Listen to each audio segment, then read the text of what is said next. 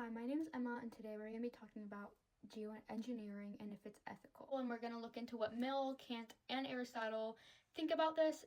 So, the essential question that we're asking is if it's okay or ethical to mess with the atmosphere to save our planet. We're going to look into Mill's utilitarianism and his greatest happiness principle.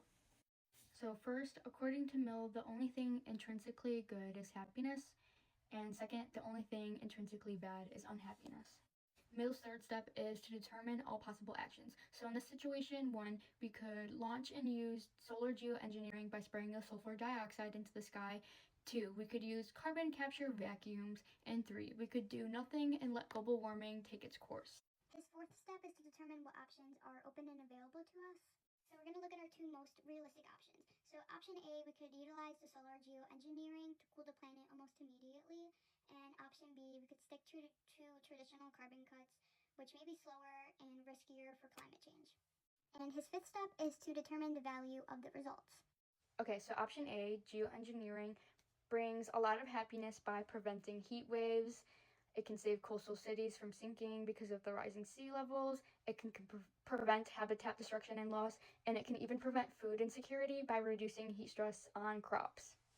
However, it can bring unhappiness through risks like messing with our ozone layer, causing droughts in specific regions and areas, potentially messing with rain and natural weather patterns, and we also don't really know the long-term side effects of using the sulfur dioxide. Option B, which is sticking to the more traditional way of cutting out carbon. This way is more natural, which means we don't really have any weird side effects from things like chemicals or stuff that we don't know will happen. And by reducing and cutting out carbon, it solves the root of the problem, which is the pollution. However, if we only use this option, it may lead to a lot of unhappiness because it is really slow, and we could even be too late to stop global warming effects like sea level rising and other natural disasters. Then Mill's sixth step is to select the option with the greatest net balance. For option A, if we use sulfur dioxide, it does come with risks or unhappiness, but it also prevents total destruction of the planet, which is the happiness.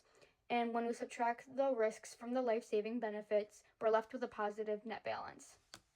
Then looking at option B, which is the more natural way with carbon cutting, which is slow, the unhappiness of the world burning faster than what we can keep up with is a huge negative. And there isn't a lot of happiness left with that, so the net balance for option B is a huge negative. Then, because option A produces the highest net balance, geoengineering is an ethical choice under this principle, and anything else would be considered unethical because it fails to maximize that balance. Moving on, we're going to look at Immanuel Kant's perspective using the formula of universal law. So the first step is to start with the maxim and find the maxim. So to test if geoengineering is ethical, we have to start with that, which is the basic subject rule. And my maxim is I'm going to utilize solar geoengineering in the circumstance of a global climate crisis and risk in order to bring about a cooler planet. Then the second step is to universalize it, which is the objective. So now we're going to imagine a world where everyone follows this rule that we came up with. And the rule becomes everyone should utilize solar geoengineering in the circumstance of a climate crisis in order to bring about a cooler planet. So the third step is to transform it into a law of nature. So now we imagine this as an actual law, and that would be in this world, everyone always hacks, fixes, or changes the atmosphere with chemicals or technology whenever they want or whenever they feel that there is a climate crisis. It's no longer a choice, it's just what happens and everyone uses it. Now for the fourth step, we check for internal contradictions. Kant says that acting ethically means to act rationally, and if we make geoengineering the law of nature, the global climate system could become very unstable and unpredictable with everyone messing with it at the same time. It can almost make it impossible to actually make the planet cooler, and our desired goal is ultimately destroyed and unachievable because of people's actions. Therefore, this contains a contradiction, and the maxim is irrational. And according to Kant, if your maxim has a contradiction and you do not act on it, then you are acting ethically. Therefore, because we cannot rationally universalize geoengineering, it's unethical to go through with it.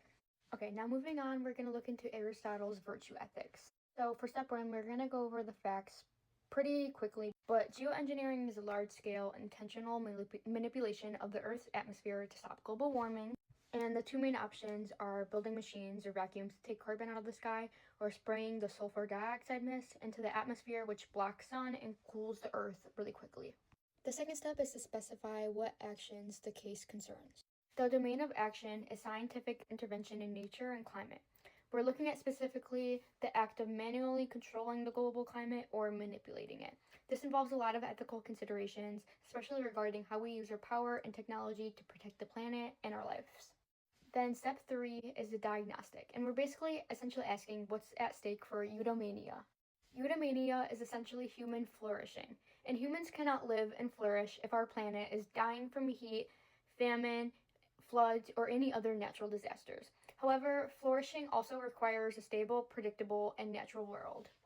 So if we disrupt this natural world or manipulate the atmosphere and it does not work, it may ruin rain cycles for farmers and for crops. It can even destroy the ozone, and these are conditions that we need for us to live well and survive. Step 4 is to identify the virtues that are necessary for me to ethically assess geoengineering. The relevant virtues are prudence, which is practical wisdom, and courage. We obviously need character to face climate change and climate crisis without giving into the other vices.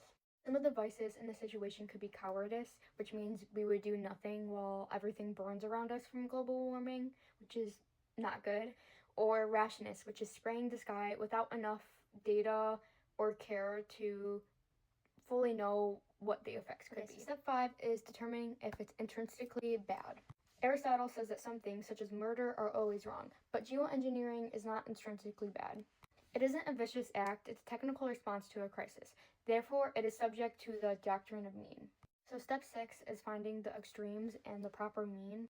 So a deficiency would look like cowardice, which would be us having the technology to save the world or prevent global warming, but we do nothing because we're too scared to.